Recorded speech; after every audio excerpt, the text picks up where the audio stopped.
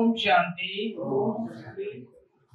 हम बहुत ही भाग्यशाली रहे कि दादी से समय हमने पालना ली। और सबसे पहले हम दादी जी से मिले जब गुलजार दादी का स्वास्थ्य ठीक नहीं था और उनके लिए पचगांव में एक नया सेंटर बन रहा था जो 8 एकड़ में अभी बना हुआ है। लोग देखे होंगे, भाई बहनों ने मानेसर में देखा होगा, वहां जाते हैं।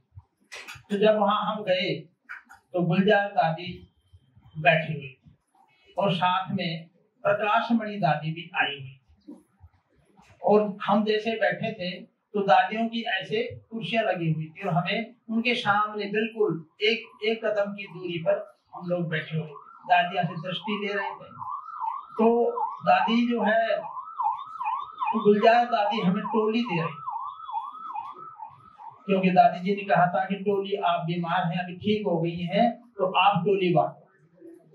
और उस समय जो टोली बटी और हम टोली लेते गए, तो जैसे ही दादी के पास सामने बैठे, वो नजदीकी थे, तो दादी जी ने ऐसे हाथ कर करके आशीर्वाद,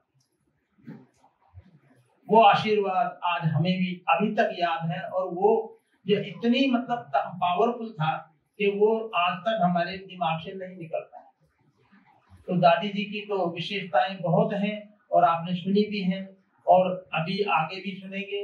लेकिन हमने प्रैक्टिकल तो देखा, तो दादी का जो प्रशासन का जो कार्य था वो बहुत ही कुशल और बहुत ही सीखने लायक और सुनने लायक था।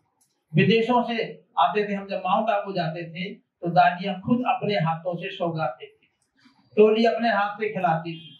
क्यों? उस समय संख्या भी इतनी ज्यादा नहीं थी, पहले तो संख्या बहुत कम थी, लेकिन थोड़ी इतनी ज्यादा बनी थी। डायमंड हॉल बन चुका था, तो डायमंड हॉल बनने के बाद हम लोग गए थे। उसके बाद जाने के बाद एक बार एक वाक्य हुआ कि कुछ टीचर्स भाइयों का जो है टीचर्स विंग का एक प्रोग्राम चल रहा था, तो वो खत्म होने वाला था और बच्चों का प्रोग्राम होने वाला था। तो जैसे ही डाइनिंग हॉल में एक ये अड़चन खड़ी हो गई कि जो टीचर भाई थे, जो लौकिक में स्कूलों में पढ़ाते थे, मास्टर हेड मास्टर वगैरह थे, वो सब पहुंचे हुए थे। अब उन्होंने कहा जी खाना बंटवा दो, हमें भूख लगी है। उन्होंने खाना तब तक कहा कि आप 1 मिनट पीछे हो जाओ, बच्चे आ गए हैं पूरे मतलब इंडिया से जगह जगह से आए हो, भूखे हैं, ट्रेन से आए हैं, काफी थके हुए, खाना इनको पहले देते। वो टीचर वो क्या हुआ कि वो सारे के सारे बिगड़ गए। वो कहते नहीं पहले हम खाएंगे, बच्चे हमसे पहले कैसे खा सकते हैं, टीचर तो हम हैं, हम कहें हम खाएंगे तब बच्चे खाएंगे।